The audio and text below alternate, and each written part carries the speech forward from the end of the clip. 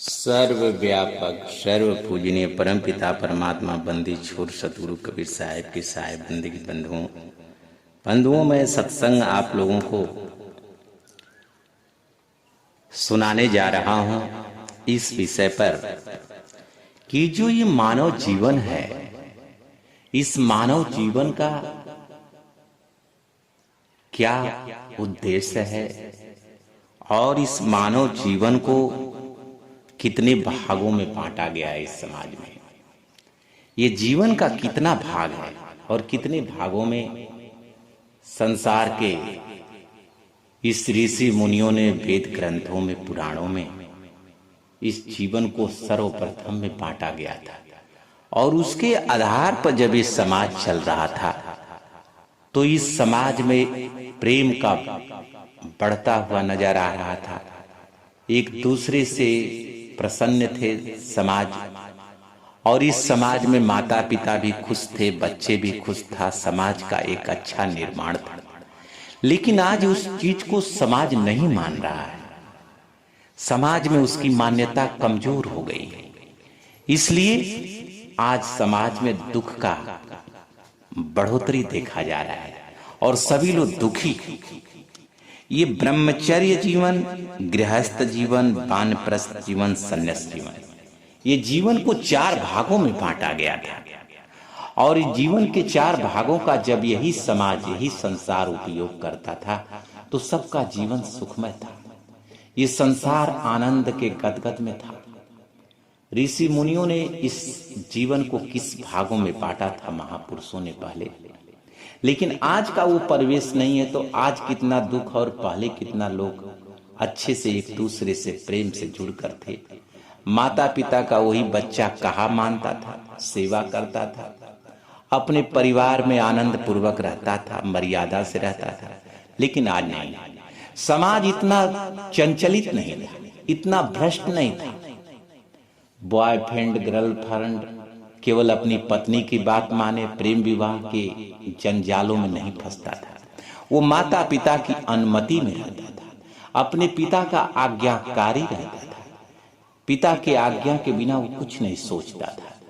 और वही जीवन इस संसार में पहले बड़ा आनंदमय से जिया जाता था। आइए हम समझते हैं कि ये ब्रह्मचर्य जीवन क्या है, ब्रह्मचर्य जीवन किसको कहते हैं, और ये आश्रमों से ये ब्रह्मचर्य जीवन, गृहस्थ जीवन, वानप्रस्थी, मानव जीवन का क्या आशय है, क्या तात्पर्य है, ये है क्या ब्रह्मचर्य?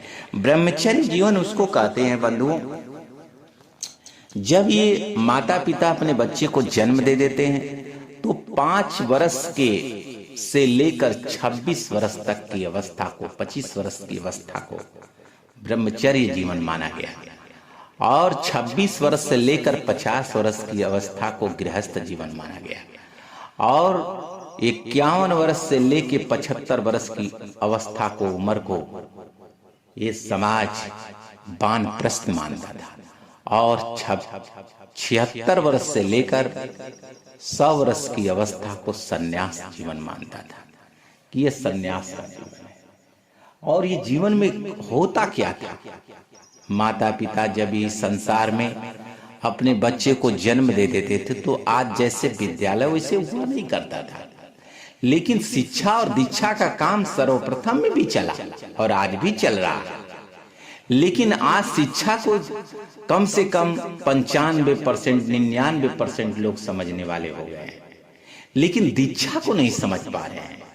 और सर्वप्रथम में पहले जो समाज में था, शिक्षा और दीक्षा दोनों साथ साथ दी जाती थी, और उसको ब्रह्मचर्या जीवन में ये मानव समाज उसको निभाता था।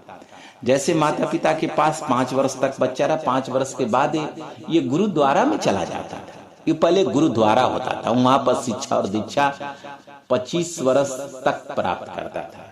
5 से लेकर 25 वर्ष तक गुरु के पास रहा करता था, और गुरु के पास ही रातों दिन रहा करता था, घर परिवार में नहीं आता था। पूरे 25 वर्ष, जैसे आप लोगों ने देखा होगा रामायण में कि राजा दशरथ के 4 पुत्र राम, भरत, शत्रुघ्न और लक्ष्मण थे। 5 वर्ष के बाद उन्होंने वशिष्ठ जी के आश्रम में दे दिया।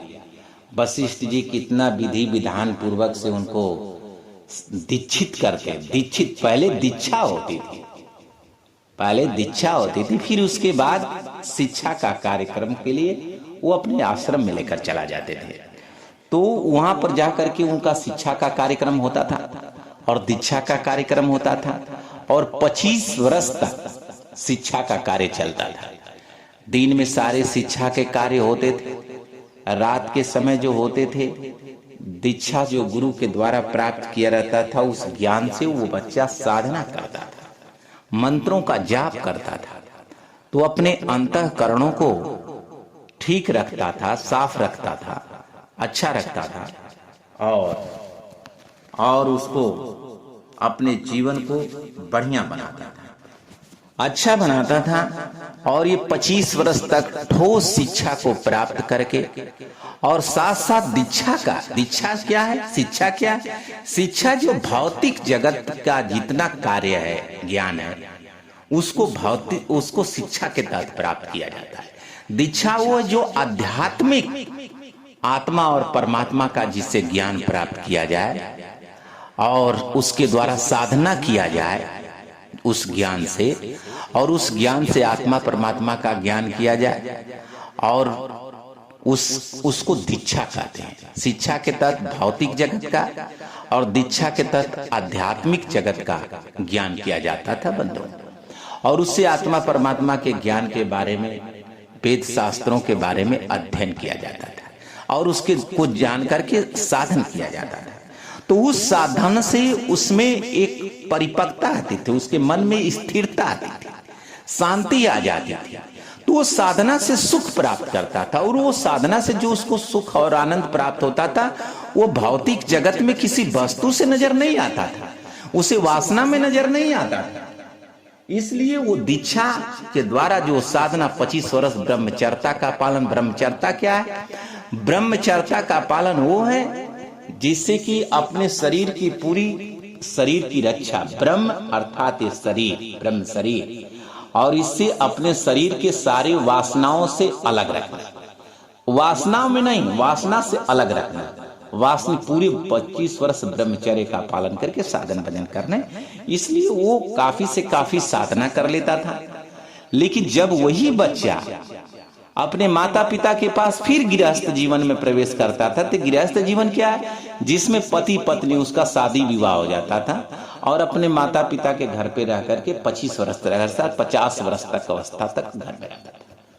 तो 50 वर्ष के बाद फिर उसका बच्चा हो जाता था, तो वो अभी चला जाता था गुरुद्वारा में, और फिर ये 50 वर्ष के बाद ये वानप्रस्थ का जीवन हो जाता। तो गृहस्थ जीवन में वो पत्नी पत्नी के जीवन के साथ आता था, तो जीवन का गृहस्थ जीवन जीता था, खेती बाड़ी करना, घर का कार्य करना, बाल बच्चा का पैदा करना। लेकिन जो वो वासना में उतरता था, बाल बच्चा पैदा करने के लिए जो संयोग करता था, वासना में डूबता था, तो वो वासना उसकी साधना से ज्यादा सुख नहीं देती है।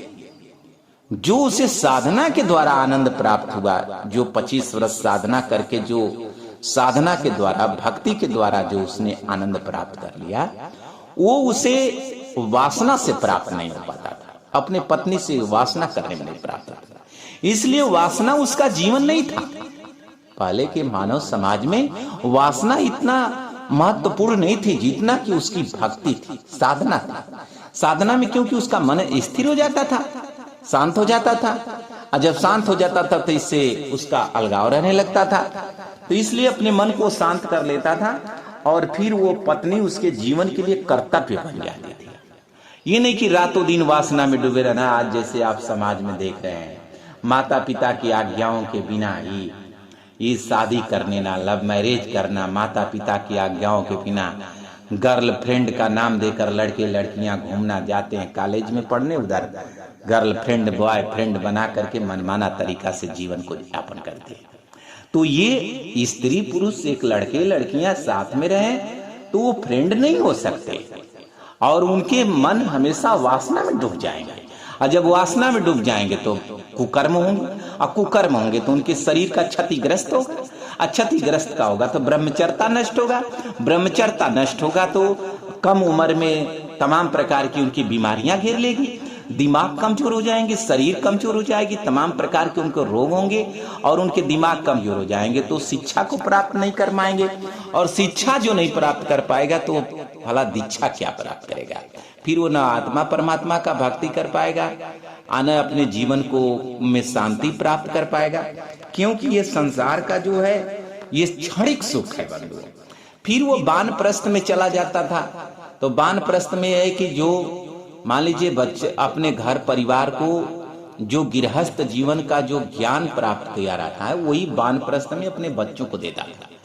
ये नहीं कि वन को चले जाना, फिर वो ज्ञान देकर 25 वर्ष के बाद फिर उसका पोता जो है अपने घर में आ जाता था, और ये लोग 25 वर्ष के 75 वर्ष की अवस्था के हो जाते थे, तो फिर 75 वर्ष था और 100 वर्ष की अवस्था में फिर वो आश्रम को चले जाते, और आश्रम पर जाकर के जो जीवन में ब्रह्मचर्यता जीवन में जो उन्होंने साधना किया था उस साधना को फिर प्रारंभ करते थे और गुरुजनों की संतों की सेवा करते थे, भक्ति करते थे, साधन करके अपने जीवन को सफल बनाते। ये जीवन का जो मुख्य उद्देश्य है उसको समझना पड़ेगा बंधु कि ये संसार का सुख क्या है, संसार का सुख क्या है और ये आत्मिक सुख क्या है, और इस दोनों की बात को समझना पड़ेगा, इस शरीर को समझना पड़ेगा। ये शरीर क्या है, ये मानव जीवन शरीर क्या है?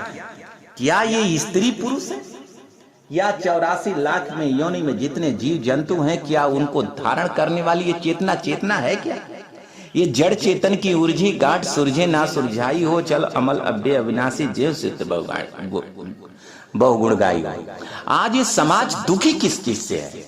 समाज सबसे ज्यादा दुखी है कि माता पिता अपने बच्चे को जन्म दे रहे हैं, लेकिन वो बच्चा माता पिता की आज्ञाओं में नहीं रहता है। क्यों नहीं रहता? इस कारण को माता पिता नहीं पकड़ पा रहे हैं, क्योंकि ये जीव का स्वभाव है सुख लेना।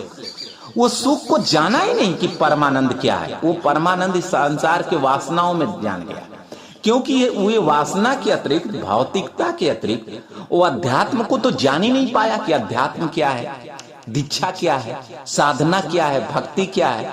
क्या ये संसार के सुख से भी अधिक सुख परमात्मा में है, ये आत्मा में है, आत्मज्ञान में है, परमात्मा ज्ञान में, साधन में, भजन में? ये बात को जानना था, इसलिए वो संसार के वासना में डूब जाता है, क्योंकि ये जीव का स्वभाव है सुख लेना, ये जीव का स्वभाव है सुख लेना, और ये सुख लेगा और ये सुख नहीं ले पाएगा तो फिर वो, क्योंकि सुख इसको चाहिए, तो ये शरीर जो है ये शरीर वासनाओं से निर्मित हुई है, और ये शरीर काम क्रोध 5 तत्व 3 गुण से पैदा हुई, और इस शरीर में 5 तत्व 25 प्रकृतियां 5 विषय 3 गुण विद्यमान है, जो ये स्वतः स्वाभाविक है।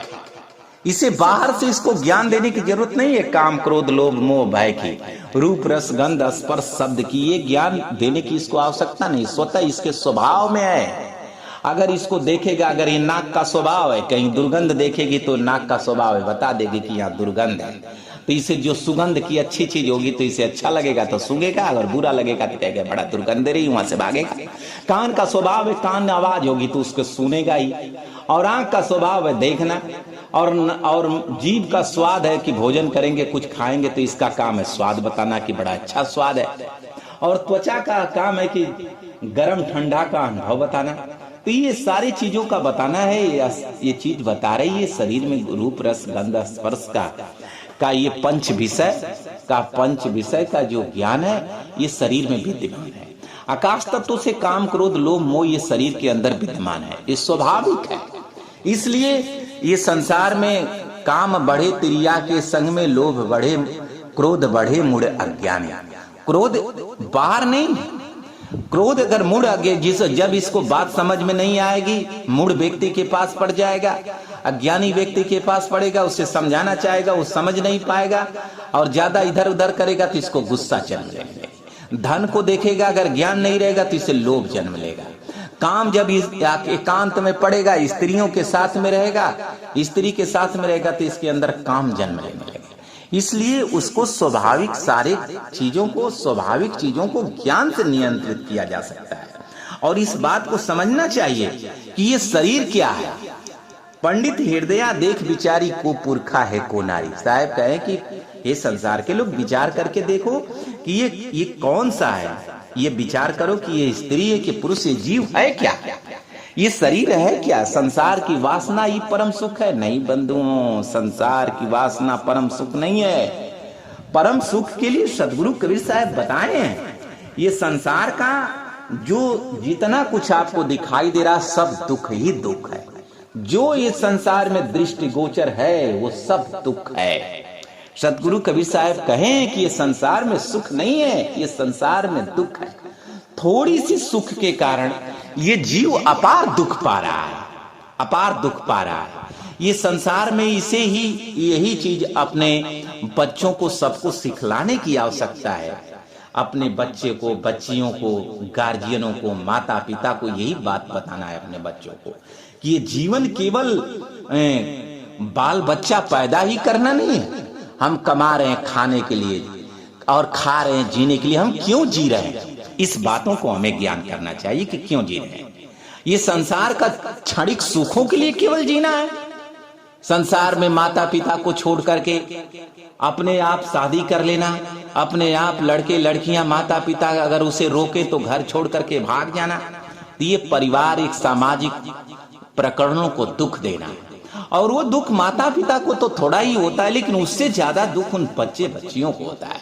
लेकिन वो काम वो अज्ञानता में कर रहे हैं, उनको ज्ञान नहीं है कि मैं कर क्या रहा हूं, क्योंकि वो दुख तो बाद में पाएंगे और वो दुख फिर कह नहीं पाएंगे, क्योंकि माता पिता को फिर गुस्सा होगा और फिर माता पिता उन्हें लौटने नहीं देंगे। तो इसलिए वो माता पिता के विचारों से गिर जाएंगे, वो चरित्रहीनता में आ जाएंगे।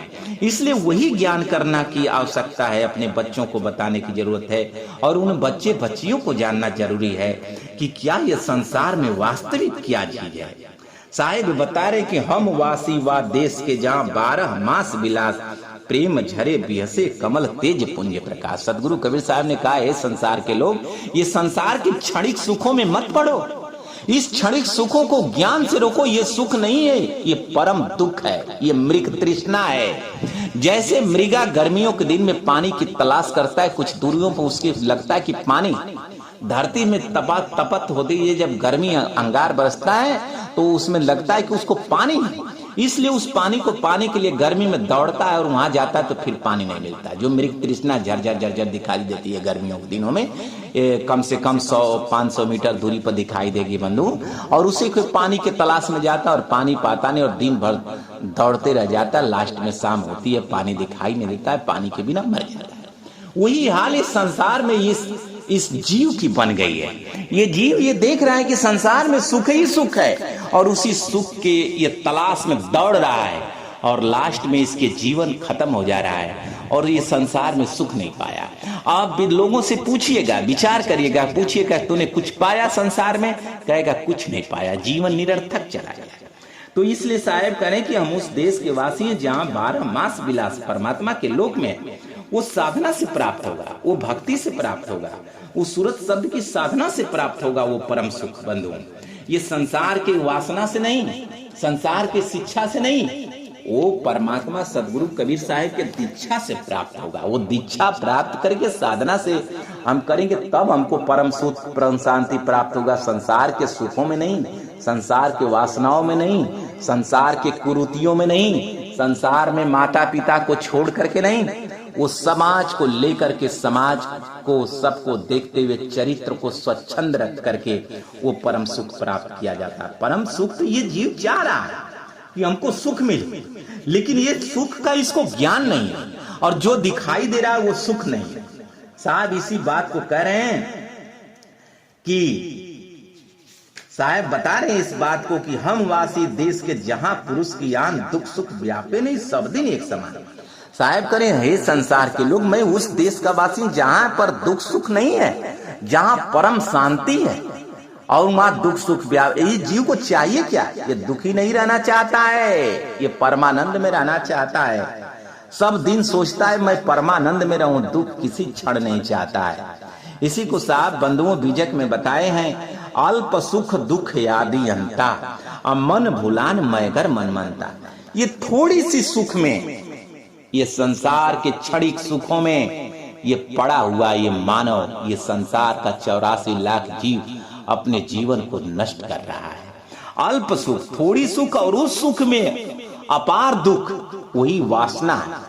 वासना ही को छोड़ देते ये परमात्मा को पा जाए।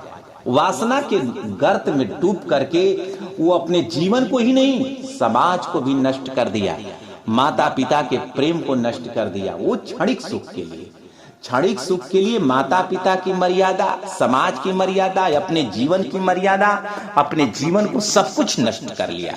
उस तनिक ध्यान ने जिसके ऊपर काम सवार हो जाए, कामी को लज्जा नहीं, वो सारा काम उसका खत्म हो जाता है।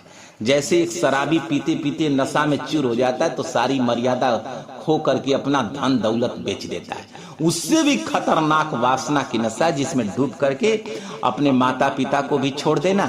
जैसे लड़के लड़कियां भाग जाते हैं, समाज जो है अब इसी तरह विचलित है और माता पिता दुखी हैं और बच्चा भाग गया, बच्चियां भाग गई, सम्मान भी चला गया, इज्जत भी चली गई। लेकिन इसका जिम्मेदार वो बच्चे ही नहीं है, उसके माता पिता है।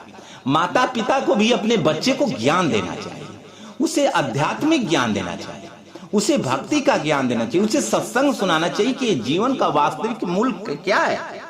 क्या ये बस वासना ही है? नहीं, ये वासना नहीं है। ये संसार के वासनाओं में डूब करके इसो ये जीवन कैसा है, इस बात को समझने की आवश्यकता है। और नहीं समझेगा तो ये जीवन व्यर्थ हो जाएगा। बंधुओं, सुख विसराय मुक्ति कह पावे, परिहर साच झूठ निज धावे। कहे सुख विसरा के ये मुक्ति कहां पाएगा? जो ये शरीर में इसको परमानंद है, जो अल्प सुख दुख याद्यंता, जो इसकी शरीर का, जो ये शरीर का निर्माण करने वाला सुख को विसरा के ये कैसे पा सकता है? परमान परिहर साच झूठ निज धावे।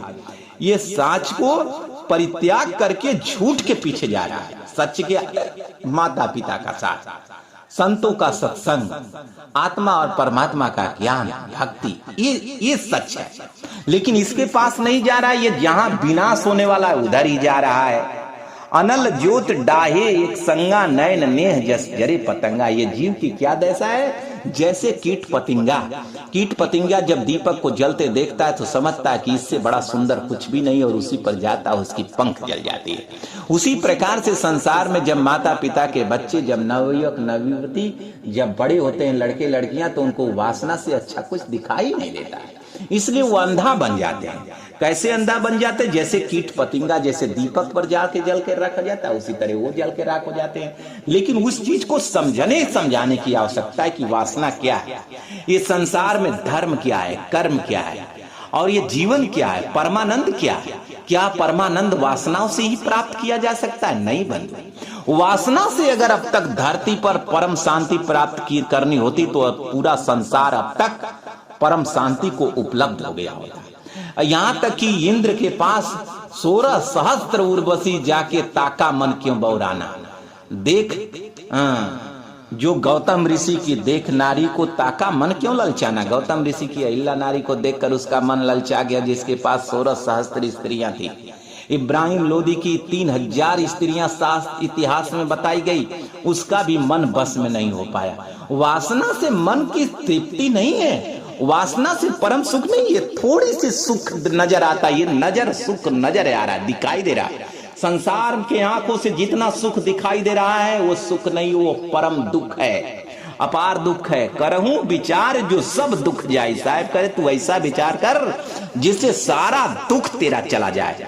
परिहर झूठ केर सगाए, तो झूठा का परित्याग कर और सच का साथ कर। सच क्या है, सत्य क्या है, जीवन क्या है, परम शांति। क्योंकि ये जीव का स्वभाव है बंधुओं की, ये परम सुख खोज रहा है और परम सुख का इसको ज्ञान नहीं हो पा रहा है। और ये ज्ञान सत्संग में होगा, संतों के पास होगा, सतगुरु के द्वारा होगा। और इसलिए इसको जीव को सत्संग में जाना चाहिए। इसलिए माता पिता को अपने बच्चों को सही रखना है, सुरक्षित रखना है, तो उन्हें सत्संग सुनाए, ज्ञान सुनाए, उन्हें दीक्षित करें, उन्हें साधना अपने भी करें, बच्चों को भी कराएं। ये न कि रातों दिन वासनाओं में डूबे रहें, संसार के कुकर्मों में डूबे रहें, संसार के नित्य कर्मों में डूबे रहें, तो आपका बाल बच्चों से, परिवार से परम सुख नहीं मिल पाएगा। संसार में आपका परिवार बिखर जाएगा, और परिवार और बेटा बेटी बिखरेंगे तो आपका जीवन बिखर जाएगा, दुख बिखर जाएगा, दुख लगने लगेगा। लालच लागे जन्म सिराई, जरा मरण निराय लाई।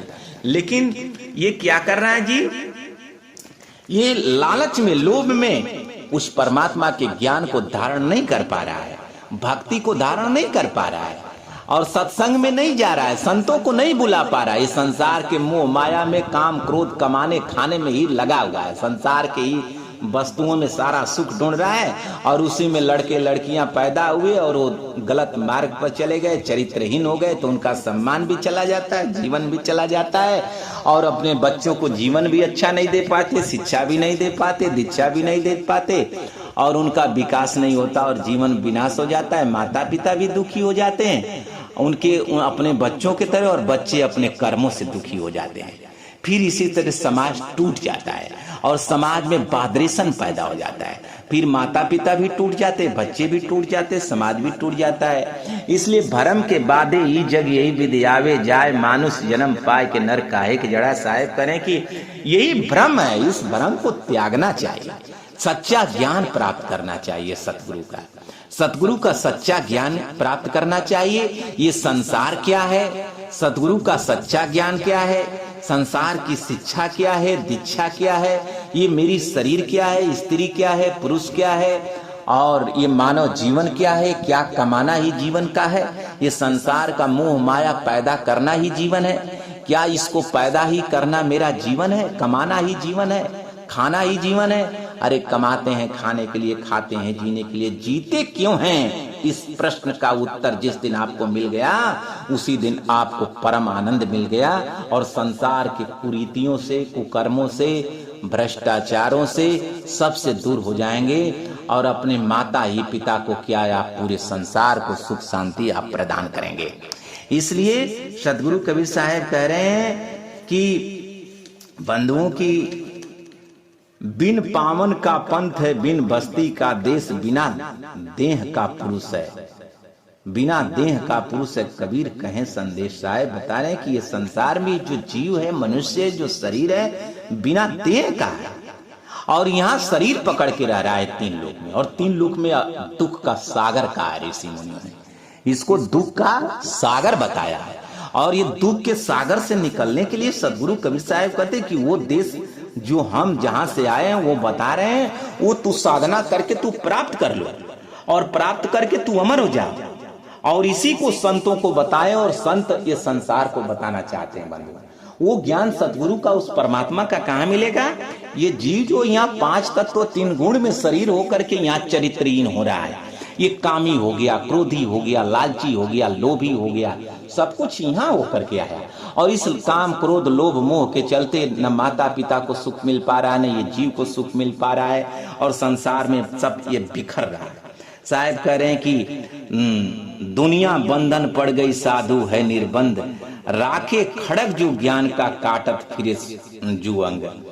तो कह रहे हैं कि ये संसार में दुनिया पूरे बंधन में पड़ गई, क्योंकि उसको ज्ञान नहीं है सतगुरु का, और यही सतगुरु का, संतों का ज्ञान ये जीव के अंदर हो जाए तो ये निर्बंध हो जाए, और अज्ञानता को काट करके निकल जाएगा, संसार की वासना में नहीं पड़ेगा, संसार की कुरीतियों में नहीं पड़ेगा, ये भ्रष्टाचार कार्यों में नहीं पड़ेगा, और अच्छे से अपने माता पिता का भी सम्मान करेगा, सेवा करेगा, कल्याण करेगा, भक्ति करेगा, और सबके जीवन का उत्थान करेगा। बंधु, नारी रचनते पुरुष है, पुरुष रचनते नार, पुरखा पुरखा जो रचे ते बिरले संसार। बंधुओं, ये बात को जान जाना है कि नारी की रचना कैसे होती है और पुरुष की रचना। नारी, जो नारी पुरुषों में आसक्त रहती है और शरीर छोड़ती है, गर्भ में जाएगी तो वो पुरुष बन जाएगा, और पुरुष जो पूरा नारी में आसक्त रहेगा, और नारी में जब आसक्त रहेगा और मरेगा तो और गर्भ में जाएगा तो वो मादा बन जाएगा। इसी तरह नर मादा की उत्पत्ति। और साहेब करे पुरखा ही पुरखा जो रचे ते बिरले संसार। जो उस पुरुष का ध्यान करे, उस परमात्मा का ध्यान करे और साधन करे और दीक्षा प्राप्त करके वो बिरला है, वही परम शांति को प्राप्त होता है। इसलिए मैं संसार से कहना चाहता हूं कि वो परम शांति को प्राप्त करें और संतों के ज्ञान को धारण करें। जब तक संत का ज्ञान को धारण नहीं करेगा, इस संसार के मोह माया में सब नष्ट हो जाएंगे। न माता पिता को अपने बच्चों से सुख मिलेगा और न इस संसार में अपने शरीर से, अपने मनुष्य जीवन से ये जीव को सुख शांति मिल पाएगा और नहीं मिलेगा। और संसार के भ्रष्टाचार कर्मों में फंस करके अपने जीवन को नष्ट कर लेगा और 84 लाख योनि में चला जाएगा। बंधु, गगन में यज्ञिया लगी बड़ी भारी, ब्रह्मा जर गए, विष्णु जर गए शंकर त्रिपुरारी। गगन में आग बड़ी भारी लगी है। किसकी लगी है? क्रोध की, काम की, लोभ की, मोह की। चारों तरफ इस आग में रूप रस गंध रस में ये जल रहा है। इससे बचने का काम केवल संत करते हैं, संत ही कर पाते हैं। साहेब कह रहे हैं कि आग लगी आकाश में झरझर गिरे अंगार, संत न होते जगत में तो जर मरता संसार। साहेब कहे कि ये संसार में के आग से, संसार के सारे आगों से केवल संत ही बचा सकते हैं। संत कैसे बचाते हैं? उस सतगुरु के ज्ञान से बचाते हैं। इसलिए संत सगाए और गुरु सगाए और सगा सतनाम कहें साहिब जीव का टिंट और विश्राम। इसलिए संतों की शरण में जाएं इस आग से बचने के लिए। इस आग को बुझाने का पानी उस संतों के पास है बंधुओं, संसार में कहीं नहीं। इसलिए संतों के पास जाकर के अपने कल्याण करें, और नहीं तो आपका जीवन बिगड़ जाएगा। और अपने बच्चों को ऐसा शिक्षित करें, ऐसा शिक्षित और दीक्षित करें, कुसंगत लागे नहीं शब्द सजीवन हाथ, बाजी घर का बाल का सोवे सर्प ही साथ। और जैसे बाजीगर का जो बालक होता है, कोबरा सर्प के साथ सोता है, क्योंकि उसको बता देता है, सारा कला बता देता है, सारा ज्ञान बता देता है। इसलिए वो कोबरा उसका कुछ बिगाड़ नहीं पाता है। उसी तरह अपने बच्चों को इतना ज्ञान दें, इतना ज्ञान दें सतगुरु का, सतगुरु कबीर साहब का, वो ज्ञानी हो जाए कि संसार के वासनाओं में न पड़े, वो ज्ञानी बन जाए और महापुरुष बन जाए। और आपका भी, माता पिता का भी सेवा करे और समाज में भी अपना चरित्र स्वच्छंद रखे और अपना कीर्ति बनाए और संसार में अपना नाम करे और आपका भी सम्मान बढ़े। इसलिए मैं चाहता हूं कि अपने बच्चों को सम्मान अगर बच्चों से पाना चाहते हैं तो बच्चों को सत्संग सुनाए, ज्ञान सुनाए, सदगुरु का ज्ञान दिलाए। इसलिए आपका भी जीवन कल्याण होगा बंधुओं। आने तो पुत्रों के मोह में पड़ करके ज्ञान नहीं दिलवा पाएंगे तो जीवन व्यर्थ हो जाएगा। बोलिए सतगुरु कबीर साहब की जय। साहब।